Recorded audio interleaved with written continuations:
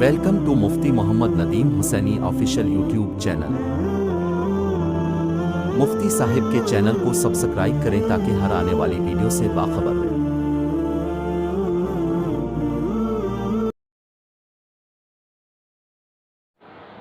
قال النبی صلی اللہ علیہ وسلم خیرکم من تعلم القرآن وعلمہ او کما قال رسول اللہ صلی اللہ علیہ وسلم۔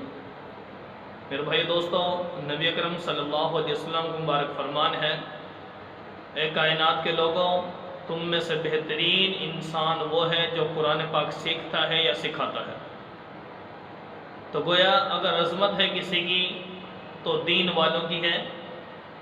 ایک حدیث کا مفہوم ہے، نبی اکرم صلی اللہ علیہ وسلم نے ارشاد فرمایا، لیس منا من لم یرحم صغیرنا ولم یوقر کبیرنا، کہ جو ہمارے چھوٹوں پر شفقت نہ کرے، بڑوں کا ادب احترام نہ کرے، تو فرمایا کہ وہ ہم میں سے نہیں ہے۔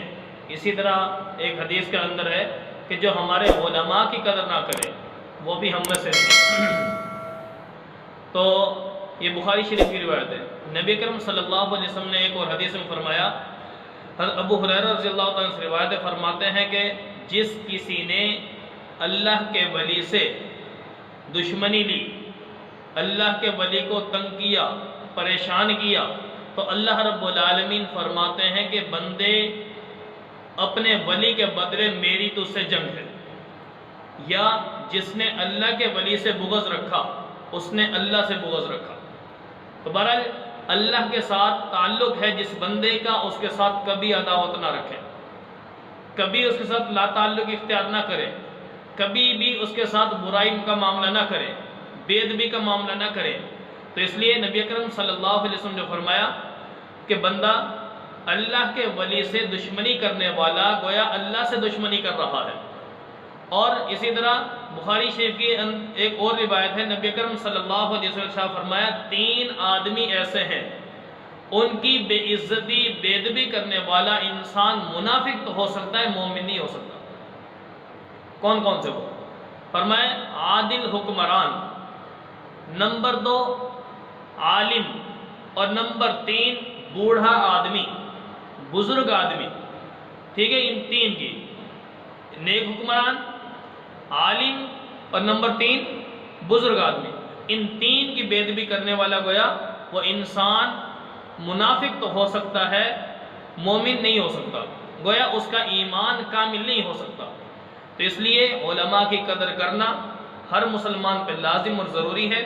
علماء، ان کے لیے پیغمبر علیہ السلام نے فرمایا، العلماء ورثۃ الانبیاء، علماء انبیاء کے وارث ہیں۔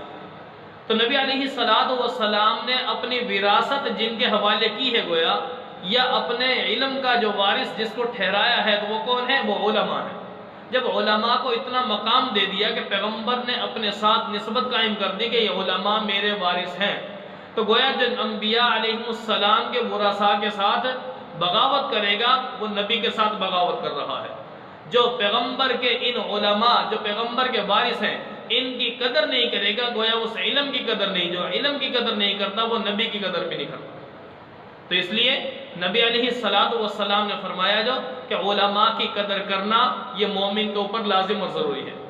رہی بات کہ بھئی جو طرح طرح کے جملے کیسے جاتے ہیں، تو ان کے لیے میں عرض کرتا ہوں آپ کے سامنے ایک بات۔ علماء امت کے لیے ایسے ہیں جیسے اولاد کے لیے باپ۔ بھئی اولاد کے لیے باپ ہے، کیسا بھی ہے، چاہے معاشرے کے اندر اس کی کتنی ہی بے قدری ہو، چاہے معاشرے کی نظر میں وہ کتنا ہی کمتر کیوں نہ ہو جائے، لیکن اولاد کے لیے باپ ہے۔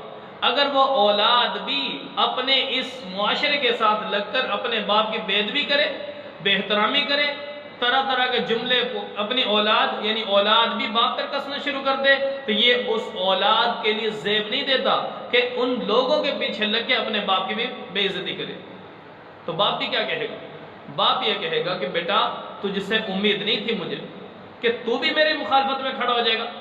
تو میرے دوست، اللہ رب العالمین نے فرمایا باپ ہے، چاہے کافر بھی کیوں نہ ہو۔ تو جیسے باپ کا ادب و احترام اولاد پر لازم ہے، ایسے ہی علماء ان کا معاملہ اللہ کے ساتھ ہے۔ اگر کوئی ایسی آپ کے نظر بھی آگے کوئی بات علماء کے اندر، کسی عالم کے اندر، تو آپ یہ سمجھے کہ بھئی یہ اللہ کا بندہ ہے، اللہ نے اپنے دین کی نسبت اس کو دی ہے، نبی کے مصلی کا وارث بنایا ہے، اس کو اپنے قرآن جیسی دولت دے رکھی ہے، تو اس کی قدر کرنا، اس عالم کی قدر اس عوام پر لازم اور ضروری ہے۔ ایک غلطی کی بنا پر ایک چھوٹی سی کوئی ایسی بات کوئی سامنے آ بھی جائے، کوئی ہو جائے، کوئی بے ادبی، کوئی احترامی ایسی ہو گئی، اس کی بدولت آپ عالم کی قدر اپنی نظر سے نہیں گرا سکتے۔ کیوں؟ آپ کے لیے وہ عالم ہے، اس کا معاملہ اللہ کے ساتھ ہے، جیسے ماں باپ کا معاملہ اللہ کے ساتھ ہے، چاہے کتنے ہی لوگوں کی نظر میں گر چکے ہوں، کوئی بھی ایسا معاملہ ہو جائے، چاہے پورا معاشرہ آپ کے والدین کے مخالف کیوں نہ ہو جائے، لیکن اولاد کے لیے تب بھی ماں باپ ہیں۔ اگر اولاد بھی ماں باپ کے بارے میں بولے گی تو اللہ رب العالمین کو یہ برداشت نہیں۔ تو ایسے ہی علماء کا مرتبہ، مقام، احترام عوام کے اندر لازم اور ضروری ہے۔ اگر وہ عوام قدر نہیں کرے گی، اپنا اس کی سزا عوام کو بھگتنی پڑے گی۔ علامہ نبوی رحمۃ اللہ علیہ نے مسلم شریف کے حاشیے کے اندر لکھا ہے کہ وہ بندہ جو کسی عالم کی بے قدری کرتا ہے، عالم پر زبان چلاتا ہے، عالم کی بے ادبی کرتا ہے، اس کی پیٹھ پیچھے اس کی برائیاں کر رہا ہے، تو فرمایا کہ پہلی سزا اس کی یہ ہے کہ قبر میں جیسے ہی دفن کیا جائے گا، اس کا چہرہ قبلے کی طرف کیا جائے گا تو اس کا چہرہ اللہ تعالیٰ قبلے سے پھیر دیں گے۔